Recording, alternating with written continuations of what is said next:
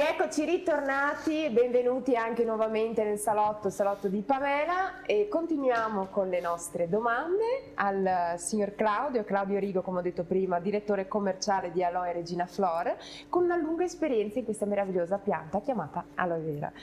Signor Claudio, so che ci ha portato dei meravigliosi prodotti, che mi viene già voglia di testarli, di usarli assolutamente. Bisogna. Ma cosa ci ha portato? Ci spiega un po'. Io ci ho portato non tutti i prodotti, che saranno alcuni, Sì. anche perché... I migliori. Sicuramente i migliori. migliori. Ecco, un prodotto molto buono, che tutti apprezzano, è la crema per il viso, che contiene microbiota, quindi Sì. mette in equilibrio il microbiota che già c'è e alimenta altro microbiota, per cui la pelle viene... Sì. Da usare mattina e sera? È da usare mattina. Mattina, ok. Mattino. Si preferisce, non tutti lo fanno ogni mattina, preferisce fare una pulizia dei vecchi trucchi, eccetera, con un altro prodotto che è qua, che serve appunto per diciamo, pulire il viso delle cose vecchie. Uno scrub? Per poi dopo... Tipo Sì. uno scrub? Sì, Ok. sì, è uno scrub, sì, per esatto. togliere, diciamo, Sì. lo sporco dal viso. Sì, Lo sì, sporco del viso che tutti dicono vogliono solo quello, qualcuno vuole perché è talmente buono. Buono, vero? Sì, e dico, Poi no, anche questa no, ma fase dopo te gelatinosa. metterai qualcos'altro. Tutti e due, di solito va venduto assieme, perché allora chi vuole provare effettivamente il mio prodotto, questo è il migliore di quello che ho fatto. Sì, perché immagino che lo scrub sia anche un po' gelatinoso, no? Sì, Quindi va anche a sì. idratare nel momento che Bisogna va. trattarlo, va a fare lo lasciarlo scrub. qualche minuto, la faccia, lavare con l'acqua, asciugare e poi si mette la crema. La crema. La crema E hai una pelle no, al bacio.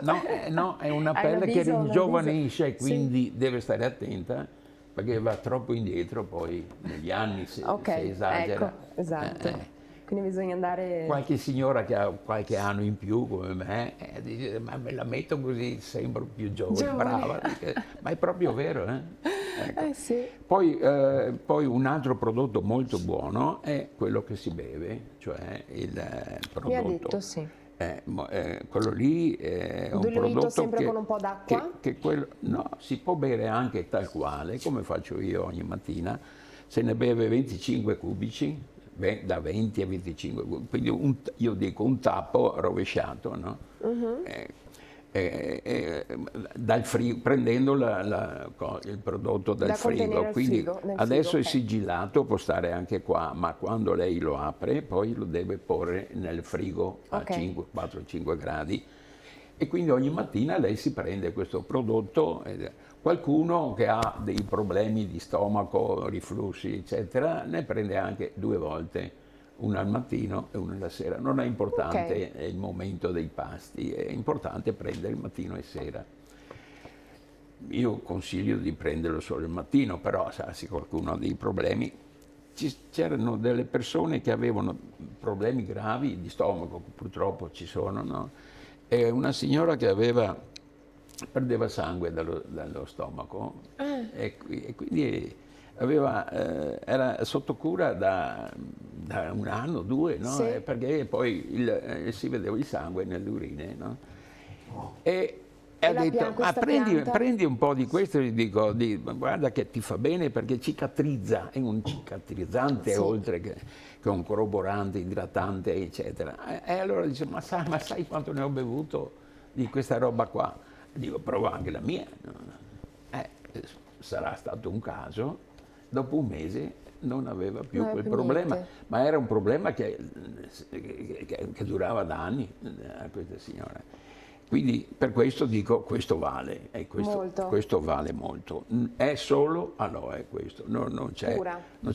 Ma signor Claudio, posso chiederle, ma cosa la distingue dagli altri brand che fanno anche loro l'aloe vera? Cosa la distingue dagli altri? Allora, qual è il suo punto forte? Per me la distinzione è questa. Bisogna prendere la foglia scuoiarla, lavorare la parte interna della foglia, che è come la banana, no? Quindi la parte interna va schiacciata, lavorata, produce, questa gelatina produce un liquido, mescolando, eccetera, e questo liquido è quello che si mette là. Deve essere fatto questo lavoro entro 2 ore dalla raccolta della foglia. Quindi io non posso avere lo stabilimento lontano dai campi di aloe. I campi di aloe in Italia non ci sono, non c'erano, adesso cominciano a esserci perché abbiamo un sud, perché ha bisogno di calore questa pianta e di solito viene dal Brasile, dalle Canarie, eccetera, dove c'è più caldo.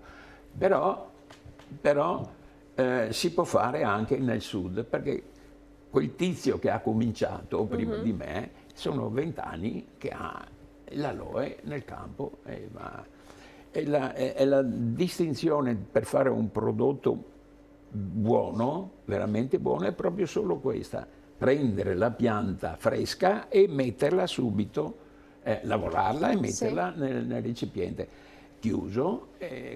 Molti non lo fanno perché molti acquistano le foglie dove ci sono, quindi a Canarie deve venire in Italia, dal Brasile dove c'è anche lì il prodotto, deve venire in Italia, passano giorni, passano anche settimane, ed è la morte della pianta perché si degrada completamente. Dopo 2 ore i principi attivi, che sono 150, principi attivi tutti utili per il nostro corpo, cominciano a degradare, no?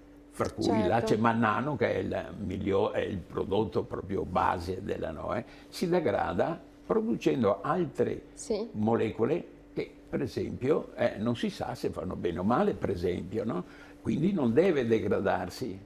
Ecco, è questo, secondo me, io ho provato a fare questo, anche in accordo con un tizio che è più forte di me, eccetera, e vediamo anche gli effetti anche, diciamo, non voglio dire medici, no? Perché io non dico, questo non è una medicina, ma gli effetti sulla pelle, Beh, a volte funziona più di un medicinale. C'è gente che aveva delle braccia, gente anziana, meno di me però, perché io sono più anziano di questi, ecco, che avevano delle braccia brutte, se toccavi la pelle sanguinava, cioè una roba grave, no? E io dico, ma senti, vada al dottore. La pianta? No, ho sentito che ti gaglia il prodotto buono. Il prodotto è buono, però non so il dottore.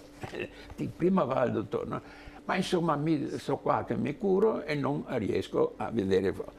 Lei non ci crederà, parto dal Tino che qua vicino, le persone, le posso numerare, ma non lo dico qua, se mi si è spalmato questo prodotto, il gel, perché il gel è ancora prodotto puro, aloe pura, e dopo poco tempo hanno visto che la pelle si è grande, che non sanguinava più, che non aveva difficoltà, anche in testa. Ci sono molti che hanno tipo psoriasi in testa, no?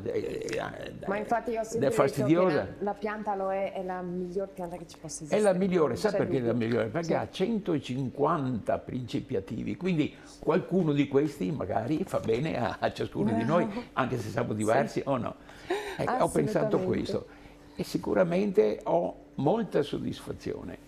Penso che andrò avanti a fare questo. Bravissimo, Sir Claudio. Ho ancora 20 anni, no, da stare qua. Assolutamente. E questi 20 anni devo riuscire a fare i 50 come dire, non riesco mai a farli. Va bene, grazie. Ma anche 20 sono buoni, no? Sì. Passo la parola a Luigi Gaion, nostro carissimo amico, titolare dell'azienda Gaion Agricoltura, Sandona di Piave. Signor Luigi, mi sono preparata alcune domande, tra bocchette, no, sto scherzando. Che tipo di agricoltura secondo lei immagina per il futuro del nostro territorio? Allora, sicuramente un'agricoltura, e lo avevo già accennato anche prima, un'agricoltura molto tecnologica, molto avanzata, e quindi bisogna anche che ci sia un ricambio da parte delle aziende agricole. con tutto il rispetto per le persone anziane, però vedo che negli ultimi anni si stanno affacciando anche persone giovani, quindi vuol dire persone giovani sono più sensibili a certi input, a certi mezzi che fino a, non dico tantissimi anni fa, erano praticamente impossibili si parla adesso, si parlerà sempre di più di droni, voglio dire, di cose che una volta non esistevano proprio. Non esistevano, e quindi bisogna prepararci a un'agricoltura sempre più, ripeto, moderna, tecnologica, ed essere anche in grado di effettivamente poi di gestire le varie situazioni che si presentano. Quindi mi auguro che nei prossimi anni ci sia, diciamo, che molti giovani si affaccino a questo mondo e comunque prendano passione, perché effettivamente ne abbiamo bisogno, perché altrimenti è un mondo un po' antico, nel senso che è sempre stato considerato un settore molto tradizionale, molto, per cui c'è bisogno di un ricambio, e quindi per far vivere poi, per portare avanti le aziende agricole, insomma. E cosa le ha insegnato il lavoro nei campi che non si impara assolutamente altrove, secondo lei?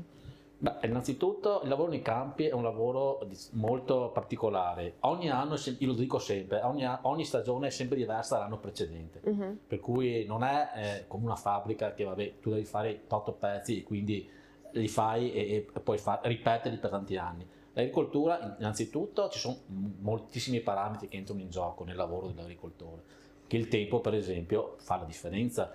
Se c'è l'annata piovosa, se c'è l'annata che non è secca, quindi voglio dire, non è facile adattarsi e comunque gestire il lavoro di anno in anno. Quindi uno può fare tutti i più bei programmi a tavolino, però poi deve sempre confrontarsi con una serie di parametri che non sono prevedibili, diciamo. Ecco, quindi. Io so che lei comunque ha un'azienda grandissima e la sta ampliando ancora di più, sta crescendo molto. Cosa la rende unico dagli altri brand, dagli altri settori che fanno sempre aziende, parlando sempre di agricoltura? Beh, allora, innanzitutto io dico, il prezzo è ovviamente importante per fare discorsi di risparmio, economici, però diciamo è il servizio che secondo me nei prossimi anni avrà la prevalenza. Chi sarà in grado di offrire oltre al prodotto anche un servizio.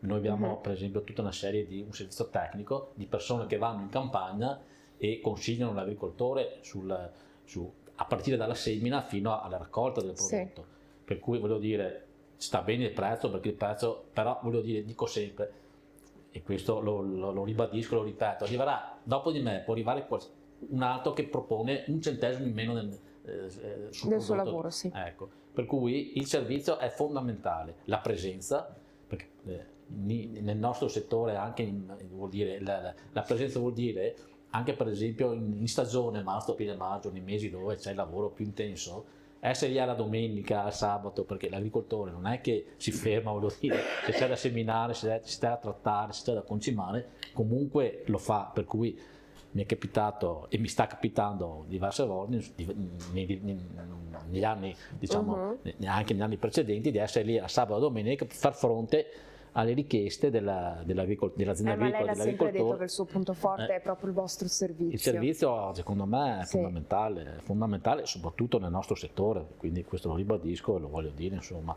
al di là del prodotto che ovviamente io propongo al mio cliente prodotti di qualità, comunque prodotti, diciamo, che conosco la provenienza, però bisogna saperli anche vendere, bisogna sapere fare assistenza, perché l'assistenza è... sì, perché infatti quando arriva un cliente so che comunque fate visitare l'azienda, certo, fate vedere, voglio dire, bisogna andare lì, capire anche il tipo di terreno, perché voglio dire, non è che le cose, se io consiglio una concimazione o un trattamento, bisogna anche vedere che tipo di terreno ha l'agricoltore, nel senso che bisogna anche calarsi un po' nella realtà del cliente, quindi non è facile, non si riesce a standardizzare la nostra assistenza, insomma, ecco, quindi questo è secondo me la chiave di volta, o comunque, se voglio dire, io mi sto ingrandendo, però sempre a ragion veduta, e quindi cercando di non dimenticare certi punti cardine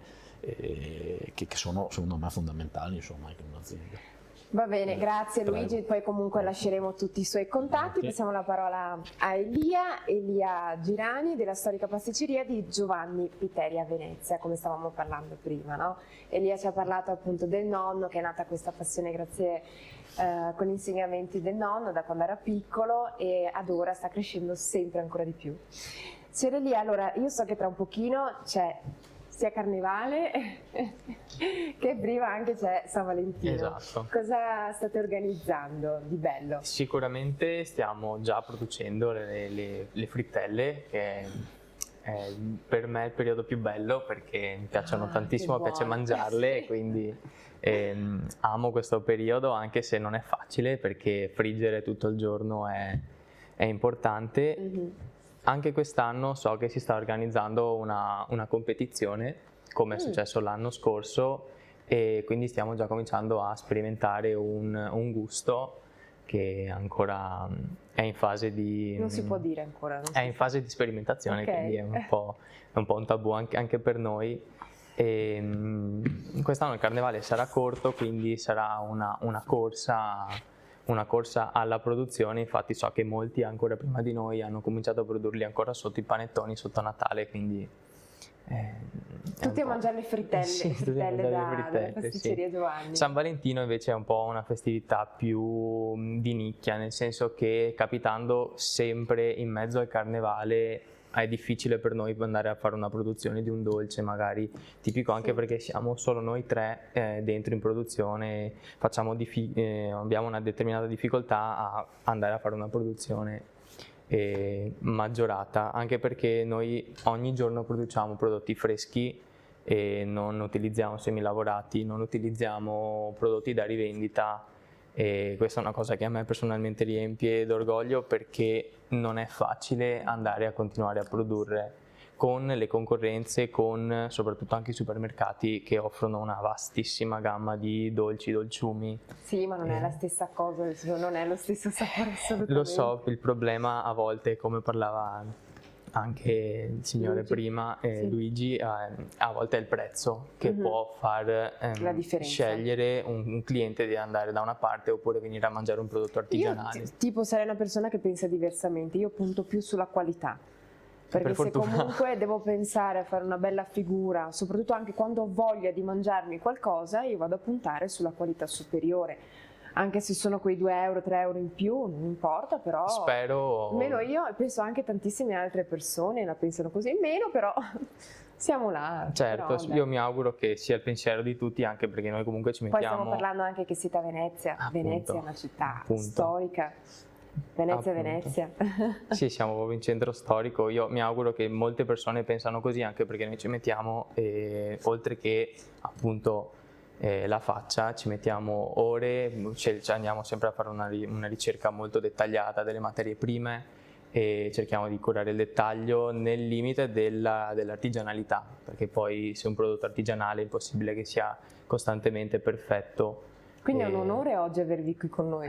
Speriamo. Com'è? Sì, perché comunque se lavorate, siete in 3 che lavorate veramente sodo, vi faccio i miei vivissimi complimenti, perché tutti noi lavoriamo ogni giorno per portare a casa il pane, no? Però anche avervi qua per me è veramente... Ti ringrazio. Avete fatto un bellissimo regalo. Ti ringrazio. Ma ce l'ho sulla testa che mi sta andando in continuazione, ma quanti tipi di frittelle fate? L'anno scorso... Allora, sicuramente la veneziana è la regina della frittella, poi abbiamo l'altra tipologia di frittelle che è una base bignè e lì ci sbizzarriamo con i gusti. Ogni anno ne facciamo dozzine di gusti diversi. Pistacchio, crema, zabaione. Pistacchio, zabaione, crema, facciamo bigusto, mascarpone, frutti di bosco, mascarpone, nocciolata, pera, cannella, ne facciamo... almeno 15 gusti, almeno 15 gusti freschi, anche perché la mia compagna si specializza nelle creme e quindi ogni anno cerchiamo di fare gusti, come dicevo prima, che seguono anche le tendenze, proprio perché cerchiamo di conquistare tutte le fasce di clientela, dalle più classiche alle più giovani ed estroverse. Ma quindi prima mi stava dicendo che dovrà competere con un evento, dovete fare L'anno scorso è stata la prima edizione di questo evento per la miglior frittelle. In realtà poi è una competizione per far conoscere le aziende, le pasticcerie del territorio della provincia di Venezia. L'anno scorso è stata a tema Casanova e quindi c'era il cioccolato, perché Casanova era ghiotto di cioccolato, e quindi la frittella del concorso era appunto a base cioccolato. Quest'anno non si sa ancora il contest, la base del contest quale sarà. Dico io. Ecco, così avrò uno spoiler del contest e speriamo di replicare la posizione, se non migliorare la posizione dell'anno scorso. E a me divertono molto queste cose perché mi rimette con i piedi per terra, perché mi fa giocare con i miei colleghi che condividiamo questa passione, quindi la cosa divertente è anche potersi confrontare poi su come si lavora, perché anche se i prodotti sono quelli, le strade per arrivarci sono infinite, quindi perché credo tra che sia una cosa molto bella. Vi parlate, no? Ognuno pronto a aiutare l'altra persona, magari come si frigge, come fai a friggerla così, quanto cioccolato metti. Questo problema, io non come ho mai lo fatto una frittella, però allora le frittelle sì, le ho fatte classiche, però ripiene magari ripieno vince sempre, secondo me. Faccio aiutare da voi. Qualche progetto per il futuro?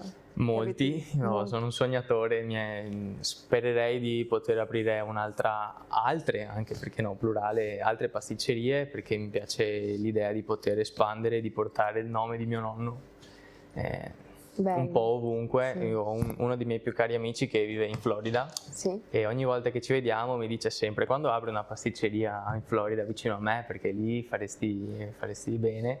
Però insomma non è così facile come si pensa, però chissà. Sono tante le montagne, ma quando arriverai nella vetta sono sicura mi auguro di poterle scalare tutte. Sì. Già che sei una persona piena di sogni, i sogni è grazie ai sogni che ci svegliamo la mattina. Esatto. Per continuare ad andare avanti, sognare sempre di più e realizzare proprio questi nostri sogni. Grazie Lia, dopo comunque lasciamo tutti i vostri riferimenti della pasticceria. Passiamo la parola a Giorgia Pea, come ho detto prima, consigliere del Comune di Venezia e non solo, anche avvocato, quindi fa veramente tantissime cose. E ora le chiedo, Giorgia, che stagione di intrattenimento ci attende nei prossimi mesi a Venezia?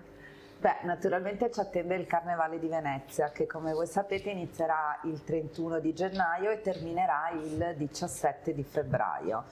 Per il Carnevale la città si organizza in modo veramente capillare e oltre al Carnevale, che sarà presentato tra l'altro venerdì dal sindaco Luigi Brugnaro alla città e al mondo, c'è una cosa che a me sta particolarmente a cuore, che è il Carnevale della Cultura, che è un sistema che abbiamo creato noi dell'amministrazione in carica, che ha consentito alle maggiori istituzioni culturali della città di mettersi in rete tra di loro, un po' come fanno i pasticceri nel loro concorso, per cercare di incrementare l'offerta delle attività culturali e quindi intrattenere il grande pubblico, composto naturalmente sia da cittadini che da visitatori, e quindi per cercare di arricchire una tradizione che si ripete da tanti anni con anche innesti che provengono dalle varie arti e quindi con varie contaminazioni. Il tema di quest'anno è Olympus e quindi l'origine dei giochi. Venezia non poteva non dare il proprio contributo alle Olimpiadi che si terranno a Milano Cortina. Venezia è una città di passaggio dove necessariamente dovranno passare sia gli atleti che gli organizzatori che tutti gli spettatori di questa grandissima manifestazione. E quindi il tema di questo carnevale, e presumo anche del vostro concorso, sarà l'origine dei giochi. Il gioco inteso come un momento di incontro, ma anche un momento competitivo e un momento in cui, come voi sapete, nell'antica Grecia si fermavano perfino le guerre per potersi dedicare all'arte dello sport, che all'epoca veniva considerata una vera e propria arte. E quindi a Venezia si rinnoverà anche quest'anno questo grandissimo appuntamento, dove il grande impegno dell'amministrazione è quello di offrire una città pulita, perché ovviamente tutti i visitatori, anche con i coriandoli, le stelle filanti e con il loro passaggio inevitabilmente sporcano la città, e quindi il nostro invito è sempre quello di divertirsi ma di rispettare Venezia, e anche di dare una grande sicurezza, perché ovviamente, visto anche il momento geopoliticamente un po' delicato, c'è un grande coordinamento delle forze dell'ordine, un interfaccio con la prefettura di Venezia, e quindi si cerca di assicurare e garantire a tutti gli utenti la libertà di muoversi all'interno della città, ma in sicurezza. E a proposito di muoversi, ovviamente viene offerto anche un grandissimo servizio di trasporti per raggiungere la città antica o per raggiungere anche la città, in treno, in aereo, in barca, in macchina, in autobus, insomma. Fantastici. Sì, c'è una, e quali saranno le giornate? Accoglienza. Allora, le giornate, il carnevale inizia il 31 di gennaio e terminerà il 17 di febbraio. Voi sapete che le giornate clou poi sono il giovedì grasso, il sabato grasso e poi il martedì grasso. Noi, a differenza dei milanesi, non abbiamo il carnevale di Sant'Ambrogio, quindi non andiamo oltre, ci fermiamo al martedì grasso, poi inizia la Quaresima e quindi ci mettiamo tutti tranquilli in attesa della Pasqua. Esatto. Va bene, grazie Giorgia. Noi adesso ci fermiamo un attimo, andiamo in pubblicità, però rimanete ancora lì che ora lasciamo i contatti dei nostri ospiti. Ciao, dopo.